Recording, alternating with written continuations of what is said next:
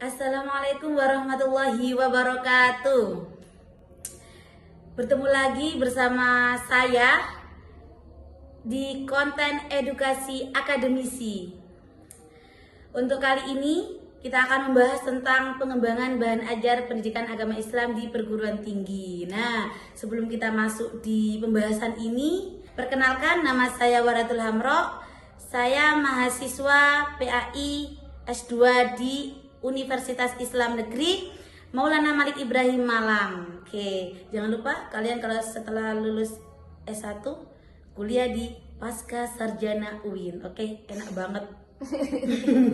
Seru pol ternyata. Untuk kali ini kita akan membahas tentang pengembangan bahan ajar pendidikan agama Islam di perguruan tinggi. Nah, sebelum kita masuk di pembahasan ini, perkenalkan dulu dong dengan pematerinya yang luar biasa. Beliau keren banget ya. Beliau akademisi dan juga aktivis ya. Iya, Bu dosen ya, Masya Allah. Bu dosen muda. Ayo, siapa yang pingin jadi Bu dosen muda? Saya dong. Akan ya, Bu dosen. Amin, amin. Kan magister guys. Iya, begitu. Amin ya Allah, amin. Dan juga beliau ini aktif di organisasi ya, Bu ya. Alhamdulillah. Wow, keren sekali. Apa di kampusnya sebagai pembina? Ya, juga pembina ini kemahasiswaan. Masya Allah. Nah, yang paling penting beliau ini adalah sebagai wakil rektor 3. Wakil ketua karena kita masih stay. Oh, wakil ketua, mohon maaf. Iya. Ya, mohon maaf, wakil ketua Bes. Wakil ketua 3. Ya, Ih, keren sih, masih muda dan juga jadi wakil ketua. Ayo, siapa lagi nih yang pengen? Nah, terus beliau ini adalah jadi konten kreator. Kira-kira apa ya akunnya, Kak? Sinta Bella. Jadi YouTube Sinta Bella, TikTok Sinta Bella, semuanya IG juga Sinta Bella. Teman-teman bisa Wih, search. jangan lupa di follow, di Oke, stalk. ini nanti diikutin di sini ya. Oke, jangan lupa Akun Mbak Bes. Bella. Iya. Siapa namanya Bu dosen? Dari tadi udah Lupa disebut. saya. Siapa namanya? Asiknya ya.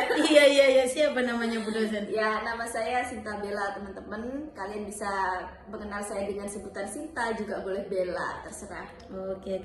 Bu dosen Bella, Bu Bella gitu ya, Bu Bella. Iya. Beliau ini sangat aktif banget. Saya tuh juga kontakan WA sama beliau. Yang mana di situ story WA-nya tuh keren banget. Tiap hari harus konten. Tiap hari konten. Kalau satu hari nggak ada konten, itu bukan Mbak Bella kayaknya. Netizen pada bingung ya. Iya, ini orangnya kemana, sakit atau gimana gitu ya, atau nggak mood. Kayaknya Mbak Bella ini orangnya vibes-nya positif banget ya. Masya Allah. Amin. Masya Allah. Aku ini bingung ya, mau manggil Kak Bella, Bu dosen, dan juga Mbak Bella. Biasanya kamu kan kalau di belakang kamera Mbak Bella, ya Oh, kamu iya. aja gak apa-apa. Oke. Tapi berhubung ini pembahasannya tentang pengembangan bahan ajar pendidikan agama Islam di perguruan tinggi, jadi saya lebih alangkah baiknya manggil Bu dosen begitu ya teman-teman ya. Nah, ini gini Bu dosen, dengan pembahasan kita pengembangan bahan ajar ini, saya akan banyak sekali pertanyaan untuk Bu dosen. Gak apa-apa, yang penting jangan nanyain jodoh. Wih, belum ya Bu dosen, jomblo? Skip, kotet. Kalian nggak mau kenalan sama beliau? Nanti langsung DM ya. DM sosmed Bel. tadi. Oke, ini ada beberapa pertanyaan. Oh iya, lupa. Bu dosen ngajar di mana? Di Sekolah Tinggi Agama Islam Raden Abdullah Yakin atau STAI Raya Jember. Oh, STAI Raya Jember. Iya. Itu lama? Udah lama apa masih perintis ya, Bu? Kalinya tuh masih baru ya. Kita keluar SK izin operasional itu 2022 akhir. Jadi pembukaan mahasiswa baru di tahun 2023 awal. Nah, ini udah ada 2 angkatan kita. Calonnya di Wih, angkatan keren. 3. Iya. Keren banget. Oke, Alhamdulillah. Masya Allah, sukses selalu ya Bu Amin, dosen. amin. Calon Bu Daerah dokter. Jember dan sekitarnya kalau mau kuliah nggak jauh-jauh, spill STAI Raya. Oke, Jember. nanti spill aja ya. Ya, IG-nya ada? Ada Ada. IG, TikTok ada di spill. Oke Bu. Nah, ini kita masuk ke pembahasan ya Bu dosen ya. Boleh. Pertanyaan pertama, Jangan tegang Yus. Santai Ben, santai. Sekarang ya bolehlah tanya tentang dunia perguruan tinggi, dunia akademisi, tapi kita harus membawaannya santai. Oke. Biar pendidikan tidak terkesan menyeramkan, ya. Iya. Mantap Bu dosen muda ini. Pertanyaan pertama, mungkin Bu dosen bisa menceritakan sedikit tentang latar belakang Ibu dalam mengajar PAI, karena ini ranahnya ke pendidikan agama Islam. Jadi dan latar belakangnya juga jenengan ini sebagai dosen PAI, ya jadi monggo dijelasin. Yes, ya. Bagaimana? Jadi saya sebetulnya sebelum bergelut di dunia pendidikan tinggi atau perguruan tinggi itu di SMP ya. Di SMP saya ngajar semua matkul yang diberikan sudah dari tahun 2018. Semua mata pelajaran yang diberikan oleh sekolah. Sebenarnya basically keilmuan saya adalah pendidikan bahasa Arab. Nah, tetapi ini kan notabene SMP ya, jadi nggak ada bahasa Arab, adanya itu PAI gitu. Nah, di situ kami mulai bergelut di dunia pendidikan itu sejak tahun 2018 di SMP ini. Lalu kami didahului oleh pengasuh yang menaungi perguruan tinggi ini, yayasan yang menaungi perguruan tinggi ini, sehingga kemudian setelah perguruan tinggi ini berdiri, Mbak Bella itu diamanai untuk mengampu 2 mata kuliah. Yang pertama adalah teori belajar dan pembelajaran, yang kedua adalah psikologi pendidikan. Saya rasa untuk di prodi PAI, mata kuliah ini juga bagian dari mata kuliah umum yang diberikan ya, atau mata kuliah yang fakultatif gitu, psikologi pendidikan dan teori belajar dan pembelajaran, karena ini basically adalah fakultas tarbiyah gitu. Nah, kebetulan kalau di kampus kami itu tarbiyahnya adalah pendidikan bahasa Arab dan pendidikan guru madrasah ibtidaiyah gitu deh. Keren banget sih. Berarti ngajarnya udah lama ya? Sebelumnya jadi dosen itu di perguruan tinggi Mbak Bella 2018, waktu itu masih S1 belum lulus, itu udah ngabdi di SMP. Keren Bes. Gitu. Keren banget, kalian harus mencontoh Bu dosen ini ya. Ya, saya juga mencontoh para pendahulu kita Iya. yang luar biasa. Insya Allah, benar-benar sekali. Oke. Untuk pertanyaan yang kedua Bu dosen, kira-kira apa sih tantangan yang paling sering Ibu hadapi dalam menyampaikan materi PAI di perguruan tinggi? Jadi psikologi pendidikan dan teori belajar dan pembelajaran itu bagi kami adalah sebuah teori yang seharusnya memang sudah kita ketahui bagi teman-teman yang memilih untuk berada dalam dunia pembelajaran ya, baik itu yang sifatnya instansi maupun pribadi.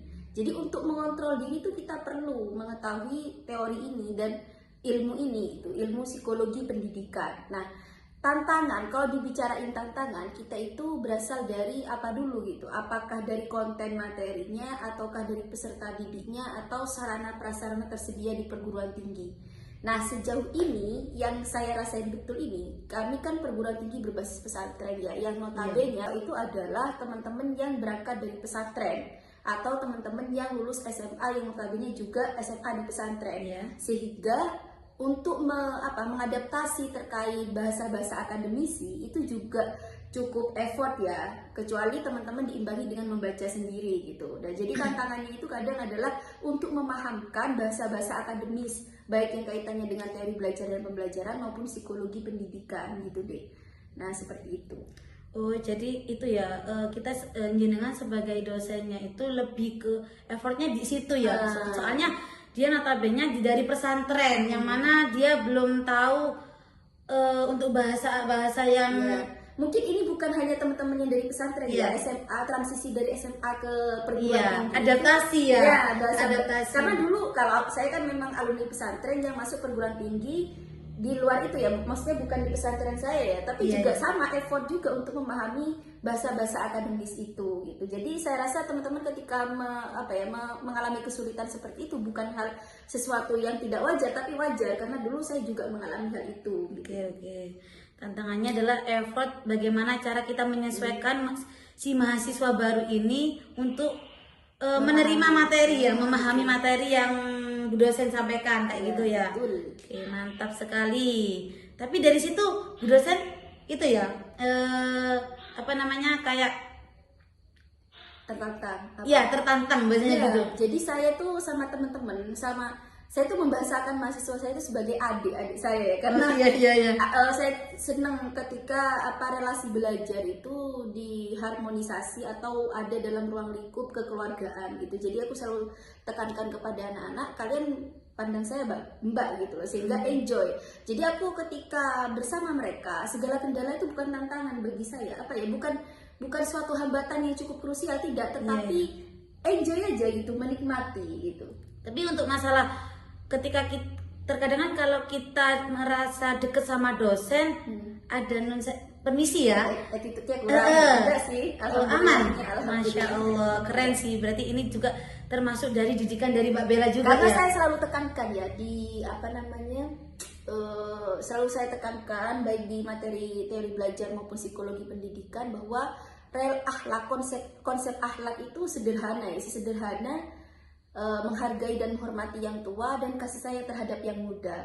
Nah, saya tuh selalu bilang saya secara narasi kepada teman-teman adik-adik mahasiswa bahwa ketika kalian ingin menghormati saya, jangan lihat saya sebagai dosen, tapi lihat saya sebagai mbak kalian, orang yang lebih tua. Kalau kalian melihat saya sebagai dosen, maka ketika kalian ketemu tukang sampah yang beliau lebih tua, tapi karena tukang sampah kalian seenaknya saja gak hormat gitu. Jadi makanya relasi saya dengan teman-teman mahasiswa itu yaitu harus relasi hakikatnya akhlak gitu loh, bahwa kasih sayang terhadap yang muda dan hormat dan menghargai kepada yang tua gitu. Saya menekankan bahwa ketika kalian ingin menghormati yang tua gitu ya, jangan lihat status sosial mereka gitu loh. Siapapun kalau tua ya hormat gitu loh. Makanya dia masih tahu batasan juga dan etika gitu. Betul. Ya. Mantap sekali. Nah, pertanyaan selanjutnya yang ketiga. Apa pentingnya pengembangan bahan ajar PAI khususnya untuk jenjang mahasiswa? Kali ini kita membahas tentang mahasiswa ya.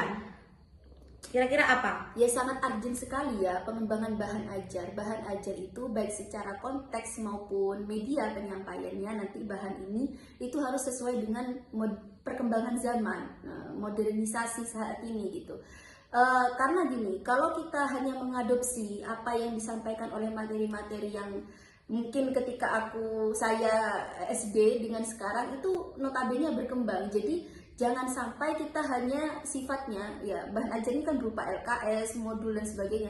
Itu hanya copy paste saja dari tahun ke tahun gitu, tanpa mengadopsi perkembangan zaman gitu. Itu penting sekali terkait isu-isu terkini. Semisal nih kalau tesis Mbak Bella dulu desain video pembelajaran berbasis kesetaraan gender, karena ini adalah sebuah kritik terhadap bahan ajar yang itu ketika ngomongin bahasa asing itu kalau misal nih bahasa kita ngomong cooking gitu ya, yang divisualisasikan itu adalah perempuan yang sedang masak. Kalau ngomong football yang divisualisasikan adalah sekelompok laki-laki yang sedang bermain sepak bola. Bagi kami ini adalah tidak berbasis kesetaraan gender, sehingga kami mendesain atau mengembangkan video pembelajaran berbasis kesetaraan gender. Jadi sangat penting sekali, jangan sampai tradisionalis, artinya ya wes kita bertahan dengan tradisi lama, enggak, tapi kita harus upgrade diri itu sesuai dengan perkembangan zaman, gaya belajarnya siswa dan kebutuhan mereka. Betul. Kalau umpamanya kita juga sebagai dosen terus memakai metode pembelajaran yang dulu kan juga mahasiswa itu ya jenuh gitu ya. Iya, itu dirasain sekali gitu. Pernah. Bu dosen merasakan memakai metode yang dulu. Bener pernah, ya itu ceramah kan. Ceramah itu anak-anak ya memang sih kalau di pesantren kan kalau ngaji kitab gitu kan habitnya adalah ceramah gitu loh. Tapi itu lagi kita ingin membentuk insan akademis yang kritis, itu ya penting. Perguruan tinggi sama SMA SMP gitu ya. Kalau sudah di perguruan tinggi kita harus membentuk insan akademis yang analitik dan kritis gitu. Kritis dan analitik gitu. Kalau bisa transformatif gitu. Artinya apa? Mereka harus bisa memandang dunia nyata ini dari perspektif ilmu-ilmu yang mereka pelajari, lalu kemudian ketika memang ada sesuatu yang tidak sesuai harus disampaikan gitu, ditransformasi. Nah, itulah kepentingnya kenapa ya jangan tradisionalis, jangan dengan metode lama gitu, metode ceramah, tapi juga eksplorasi diri mereka dengan apa? Presentasi ya kan? Terus ekspresi, selain eksplorasi diri, ekspresi bisa melalui apa? Media digital gitu. Saya kalau tugas akhir itu biasanya udah media digital gitu, tugasnya berbasis digital gitu. Kadang saya suruh mereka untuk membuat tim teaching ya, misal pembelajaran sederhana, mereka video gitu, itulah tugas akhir mereka gitu. Gitu biar juga praktek juga ya untuk Praktek. kedepannya menjadi Iya. guru gitu ya. Betul. Oke, belajar. Selanjutnya, capek ya Bu ya dengan pertanyaannya? Enggak, nyantai ya Bu. Emang dunia saya gitu. Oh iya ya, Masya Allah. Apa perbedaan karakteristik bahan ajar PAI di perguruan tinggi dibanding di sekolah menengah? Yang mana yang sebelumnya Bu dosen ini menjadi dosen, otomatis kan Bu dosen tahu ya bagaimana karakteristik bahan ajar yang bukan bukan perguruan tinggi dan di perguruan tinggi. Mungkin bisa dijelaskan gitu biar teman-teman tahu. Oke, jadi kita harus tahu dulu definisi bahan ajar, materi ajar, sama sumber belajar. Kalau bahan ajar itu adalah kumpulan materi ajar ya. Jadi ada beberapa materi yang sudah dikumpulkan jadi satu dan itu pakem bisa digunakan selama 1 semester ya gitu. Iya, iya. Nah, tapi kalau materi ajar ya itu yang diisi dalam bahan ajar itu, materinya tentang apa aja. Kalau sumber belajar anything, jadi segala hal yang ada dalam kehidupan kita itu bisa menjadi sumber belajar. Bahkan dari anak kecil itu bisa menjadi sumber belajar dari tingkah-tingkah mereka gitu kan. Bahkan dari orang di jalanan kita bisa belajar, itu disebut dengan sumber belajar. Lalu apa kemudian bedanya bahan ajar yang terdiri dari kumpulan materi ini dengan dari perguruan tinggi dan Sekolah SMP menengah. atau sekolah menengah SMA ya? Iya, SMA. Sejauh yang Mbak Bella tahu ya, kalau SMA itu sudah terschedule atau sudah teradministratif bahwa dalam satu mata kuliah satu semester ini harus selesai semua materi ini gitu kan. Nah, tapi kalau di perguruan tinggi selama Mbak Bella jadi dosen, ya memang kita punya RPS, tetapi RPS itu kan hanya satu acuan besar ya. Untuk konten materi secara spesifik ya kita berkembang, itu sih bedanya. Jadi tidak ada bahan ajar yang pakem kalau di perguruan tinggi gitu. Lebih ke inovatif gitu ya? dinamis dan apa ya, sesuai itu dah perkembangan dunia hari ini gitu loh. Kita nggak bisa ya berdiri ke titik ini saja gitu Iya, ya? benar gitu. Oke, nah masuk ke pertanyaan kelima. Menurut panjenengan Bu dosen ya, kira-kira bagaimana cara menyusun bahan ajar PAI yang kontekstual dan relevan dengan kehidupan mahasiswa saat ini? Jadi kalau nyusun bahan ajar pendidikan agama Islam, nah sebetulnya kan kalau perguruan tinggi itu PAI itu disebut dengan prodi ya. Kalau mata kuliah itu biasanya kan ya kayak bahasa Indonesia, psikologi pendidikan, PKN gitu-gitu Iya. kan. Apa Jadi, kalau PAI itu berarti apa? prodi kan kalau di perguruan tinggi. Oh iya. Jadi di dalam PAI itu nanti ada berapa macam mata kuliah gitu kan. Oh iya. Nah, jadi menyusun bahan ajar ini mungkin bisa dispesifikasikan terhadap mata kuliah yang masing-masing mata kuliah gitu. Jadi psikologi pendidikan maunya bahan ajarnya seperti apa gitu kan. Kalau di PAI itu kan itu ya Bu dosen, permisi. Kan kayak fikih, akidah gitu. Mungkin bisa dicontohkan seperti kayak gitu. Ya, kalau di perguruan tinggi biasanya itu Al-Qur'an hadis itu masih ada di S1. Iya. Quran, ulumul hadis itu yang masih ada. Relevansinya adalah bagaimana ya harus ini merefleksikan materi ajar yang terdahulu dengan kontekstualisasi hari ini gitu. Jadi materi ajar yang ada di bahan ajar itu tidak disampaikan secara naratif tapi reflektif. Jadi kontekstualisasi itu maksudnya kan menghubungkan dengan apa yang terjadi sekarang gitu kan. Apa yang sesuai dengan kondisi mereka itu peserta didik ini. Maka selain naratif juga perlu reflektif gitu. Baru nanti bisa mengembangkan atau menciptakan bahan ajar sendiri gitu. Nah, kalau kita mau ngomong idealisnya, mungkin ya kalau kita mau kontekstual, berarti ya 5 tahun sekali maksimal itu harus upgrade bahan ajar gitu kan. Oh iya, ya betul sekali sih ya. Jadi seperti itu ya untuk penyusunan bahan ajar PAI yang ada di perguruan tinggi itu ya Bu ya. Betul. Terus ada lagi nih Bu, masih banyak ya, nggak apa-apa ya Bu dosen ya.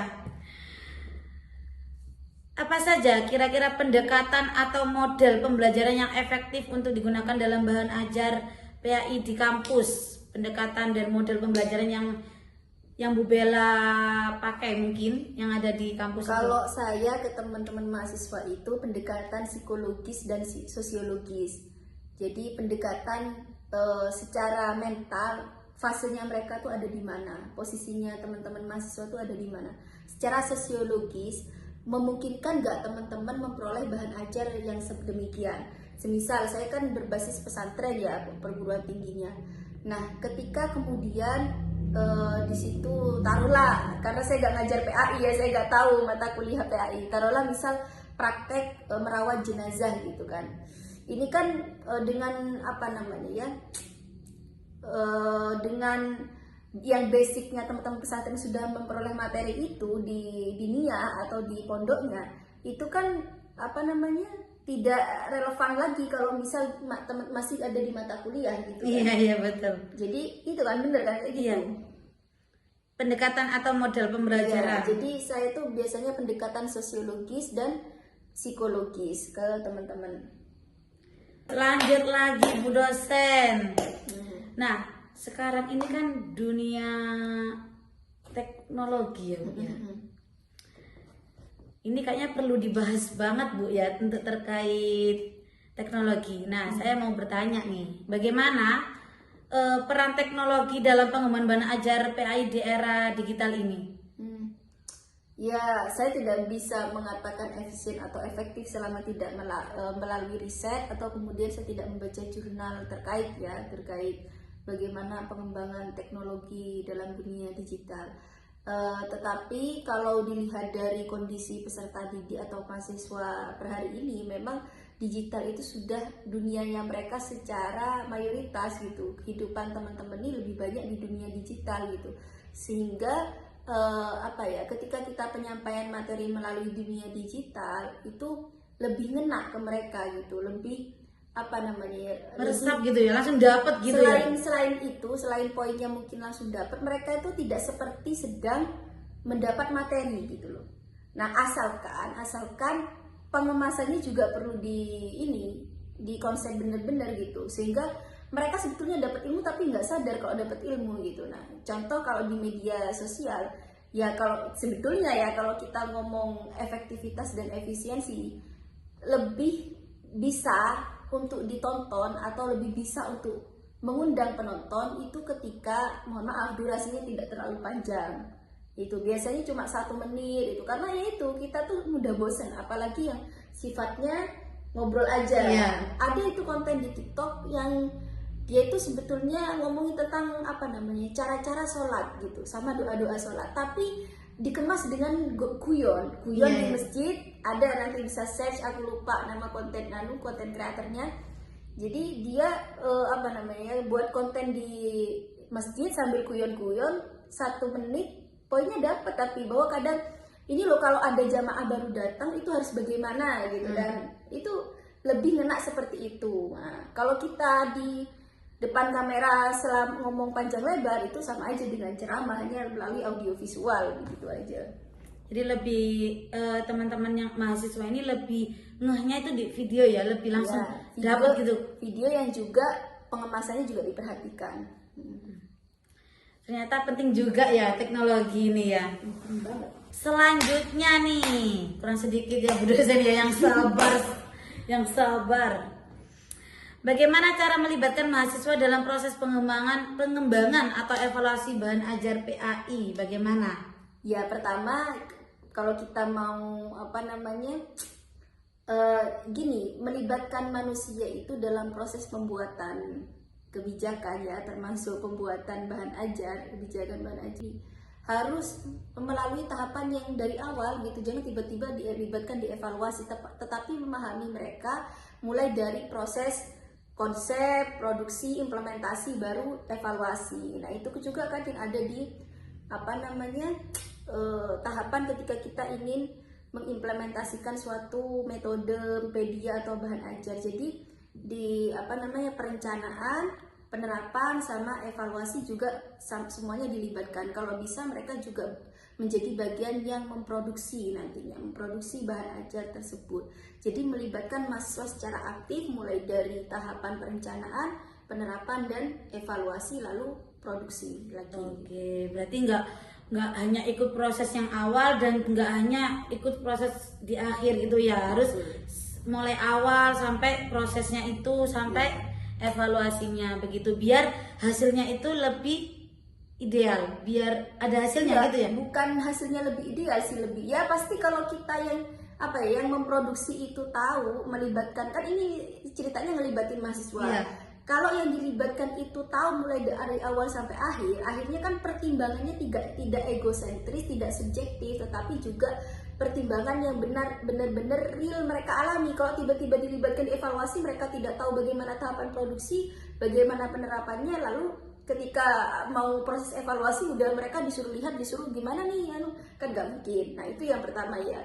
Jadi mereka harus paham secara keseluruhan. Yang kedua, memanusiakan mahasiswa. Jadi misal kita sebagai dosen tiba-tiba evaluasi bahan ajar ini gitu kan, tapi kecuali mereka ketika dapat tugas seperti itu ada inisiatif sendiri untuk mencari mulai dari awal ya, mulai dari perencanaan, penerapan, lalu ketika sampai pada evaluasi ini gitu. Nah itulah kelemahan kita adalah ketika membuat kebijakan, teman-teman itu hanya dimaknai sebagai objek, jarang memaknai mahasiswa sebagai subjek, sehingga melakukan tugas, memberikan ini itu gitu kan, tanpa mengajak mereka diskusi atau melibatkan secara langsung Kayak tunjuk-tunjuk gitu ya, terkadang lebih ke itu ya. Oke.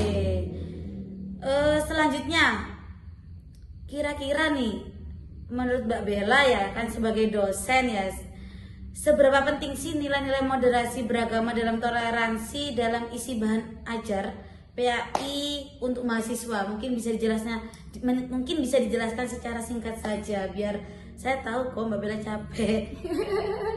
Sebetulnya ya, kalau toleransi dan moderasi itu sudah menjadi sebuah konsep yang bahkan di hampir semua perguruan tinggi swasta yang berbasis keagamaan ya, itu membumbui materi ini, entah itu di penerimaan mahasiswa baru atau di mata kuliah. Jadi ya udahlah, ini bagi saya nih, sekarang saya studi Islam juga, konsep banyak dipelajari ya. Yang penting adalah implementasi. Jangan teriak-teriak moderasi tapi masih enggan untuk menerima perbedaan. Jangan teriak-teriak toleransi tapi masih tidak menghargai perbedaan, masih eksklusif ya. Ini aku yang paling, masih eksklusif secara dominan. Tidak ada yang benar selain saya, itu semua salah dan saya tidak mau berinteraksi dengan mereka karena mereka salah. Wow, ini udah jadi moderasi dan intoleransi itu, moderasi dan toleransi udah saatnya sampai pada tahap implementasi, tidak lagi narasi. Begitu. Keren juga ya jawabnya ya. Keren banget. Kurang sedikit ya, ya. Bisakah Ibu berbagi pengalaman pribadi maksudnya ya terkait studi kasus tentang keberhasilan Bu dosen ini untuk mengembangkan bahan ajar PAI di kampus atau mungkin di sekolah yang waktu awal ngajar itu? Iya. Jadi kalau kita berbicara soal pengembangan, saya tuh kemarin media ajar ya. Jadi pengembangan media ajar lebih tepatnya, media tapi juga bisa disebut bahan karena saya memproduksi materinya juga di dalam video pembelajaran itu. Dimana tadi saya sebut bahwa ketika kita ngomong LKS itu belum berkesetaraan gender, sehingga kemudian saya mendesain sebuah video pembelajaran berbasis kesetaraan gender. Nah itu teman-teman lebih cenderung tertarik sih ya, dan efektif itu ada penelitian udah ya karena tesis gitu kan. Jadi mereka lebih enjoy, keberhasilannya lebih kelihatan gitu, karena yang saya latih adalah mahrokalam. Mahrokalam itu sebelum berbicara kan mendengarkan, istimak. Jadi mereka mendengarkan dulu dari video yang kami tayangkan, yang kami produksi gitu, sehingga setelah menonton video itu mereka memproduksi kosakata, lalu juga tema dan konteks dari materi di video tersebut, sehingga kemudian ketika video udah ditayangkan mereka mempraktekkan kalam sendiri itu ya lumayan gitu loh, dan itu berhasil. Wow, mungkin nanti bisa ditiru sama teman-teman ya. Jangan lupa guys, tiru Bu dosen dengan pengembangan bahan ajarnya ya. Pertanyaan terakhir ini bukan pertanyaan sih sebenarnya ya, lebih ke kesan Bu dosen memberikan kesan kepada calon dosen, calon akademisi gitu ya. Mungkin untuk generasi selanjutnya begitu. Siap. Oke, terima kasih ya teman-teman semuanya. Yang jelas kalau Anda memilih dunia akademisi, dunia pendidikan, dunia ya inilah pembelajaran, jangan sampai orientasi cuan ya, jangan sampai orientasi finansial, karena bahaya gitu loh. Kalau kita mau refleksikan mau refleksikan lagi, Nabi Muhammad itu untuk urusan duit, urusan finansial itu ya dagang, kalau nggak dagang tani, ternak. Sedangkan ngajar umat itu Rasulullah ya pengabdian gitu loh, nggak ada Rasulullah belajar dibayar berdakwah itu gitu loh. Artinya ya kalau kalian ingin kaya bukan di pendidikan, tapi kalau kalian ingin kemuliaan itu di pendidikan, di mengajar, jadi akademis. Karena kalau nanti khawatir ya aku salah satu orang yang percaya bahwa niat itu mempengaruhi hasil gitu. Khawatir ketika kita udah mulai kalkulatif dalam dunia akademisi, ilmu yang kita sampaikan itu tidak sampai gitu loh, tidak membuat apapun berubah gitu. Makanya bagi Mbak Bella sendiri, kesakitan dan ketidaknyamanan kita dalam dunia pendidikan hari ini tuh memang sebuah hal yang kita gadaikan untuk keberlangsungan bangsa ini lebih baik lagi gitu. Keren. Jadi pesan dari Mbak Bella ini itu ya, lebih jangan berharap uang begitu ya. Kalau memang kamu mau ngajar aja gitu. Berkhidmat aja gitu niatnya ya. Kalau pengen jadi orang kaya ya berdagang begitu ya. Masya Allah sekali, ilmu yang diberikan Mbak Bella sangat-sangat luar biasa. Terima kasih banyak Bu dosen. Terima kasih teman-teman sudah menonton di konten edukasi akademis. See you next time. Wassalamualaikum warahmatullahi wabarakatuh. Bye bye.